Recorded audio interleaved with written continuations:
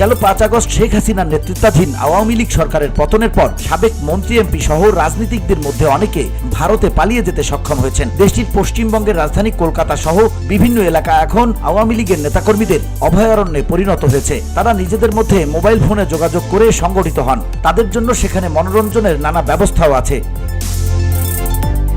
গোয়েন্দা সূত্র জানায় যে কোনো মূল্যে তারা বাংলাদেশের রাজনীতিতে ফিরে আসার লক্ষ্যেই নানা পরিকল্পনা ও কূটকৌশল আঁটছেন। সম্প্রতি আওয়ামী সন্ত্রাসীরা জড়ো হয়েছে কলকাতায় শিরোনামে একটি অনুসন্ধানী প্রতিবেদন প্রকাশ করেছে আমার দেশ পত্রিকাটির কলকাতার বিশেষ প্রতিনিধির এই প্রতিবেদনেই এসব তথ্য উঠে এসেছে। প্রতিবেদনে বলা হয়েছে ভারতে বসে বাংলাদেশে নাশকতা চালানোর পরিকল্পনা করছেন আওয়ামী ফ্যাসিবাদ অনুগত শীর্ষ সন্ত্রাসীরা। ঢাকা মহানগর দক্ষিণ যুবলীগের সাবেক সভাপতি ও ক্যাসিনো সম্রাট হিসেবে পরিচিত ইসমাইল হোসেন সম্রাট, নুরুন্নবী চৌধুরী শাওন, ক্যাসিনো সাইদ হিসেবে পরিচিত ঢাকা সিটি কর্পোরেশনের সাবেক কমিশনার একে মমিনুল হক সাইদ, আওয়ামী যুবলীগের সাধারণ সম্পাদক মাইনুল হোসেন খান নিখিল সহ দলটির অনুগত চিহ্নিত সন্ত্রাসীরা ভারতে অবস্থানের বিষয়ে নিশ্চিত হওয়া গেছে।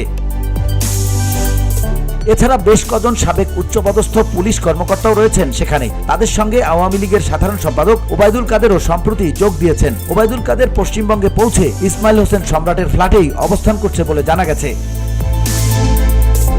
সংশ্লিষ্ট একটি সূত্র আমার দেশকে নিশ্চিত করেছে তারা ভারতীয় গোয়েন্দা সংস্থা রয়ের তত্ত্বাবধানে রয়েছেন, নিয়মিত বৈঠক করছেন বাংলাদেশ নিয়ে। বাংলাদেশের ভেতরে নাশকতা চালিয়ে সরকারকে বেকায়দায় ফেলা এবং দেশকে অস্থিতিশীল করে ফায়দা নেওয়াই তাদের মূল লক্ষ্য। সূত্র জানায় আওয়ামী লীগের ছোট বড় শতাধিক নেতা ঘাঁটি গেড়েছেন কলকাতার park circus, Gulshan colony, new town, ভাঙড়, চিনার পার্ক, যাত্রাগাছি এলাকায়। আওয়ামী লীগ নেতাদের অনেকেই কলকাতায় সম্পত্তি কিনেছেন বহু আগেই। নিউ টাউনের সঞ্জীব গার্ডেনের আবাসনে আওয়ামী লীগের সাবেক সংসদ সদস্য আনোয়ারুল আজিম আনারের টুকরো করা লাশ পাওয়ার পর ব্যাপারটি পরিষ্কার হতে শুরু করে। সেই আবাসন অত্যন্ত পশ এলাকায়, খুব ছিমছাম, আধুনিক প্রযুক্তি ও সুবিধা সম্পন্ন, রয়েছে একাধিক সুইমিং পুল। সেখানকার সিকিউরিটি গার্ড আমার দেশের প্রতিবেদককে জানান বাংলাদেশের অনেকেই আসেন, কারণ নিজস্ব ফ্ল্যাট আছে কিনা জানা নেই, তবে ভাড়া থাকেন অনেকেই।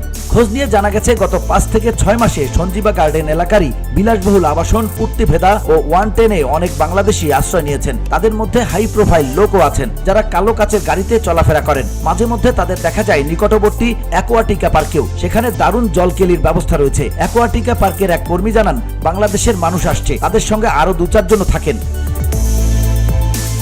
রাজারহাট নিউ টাউনের সবচেয়ে বড় ও বিখ্যাত পার্ক ইকো পার্ক। সেখানে মনোরঞ্জনের নানা ব্যবস্থা আছে। টাকা ফেললে সিঙ্গেল কটেজও মেলে। সেপ্টেম্বরের শেষ সপ্তাহে সেই ইকো পার্কেই দেখা যায় বাংলাদেশের সাবেক স্বরাষ্ট্রমন্ত্রী আসাদুজ্জামান খান কামালকে। এছাড়া সেখানে সাবেক সংসদ সদস্য অসীম কুমার উকিল, অপু উকিল ও হাজি সেলিমের এক ছেলে ছিলেন বলে সূত্র জানিয়েছে। নিকটবর্তী সিটি সেন্টার 2-এর মাল্টিপ্লেক্সে সিনেমা দেখতেও গেছেন আওয়ামী লীগ নেতারা।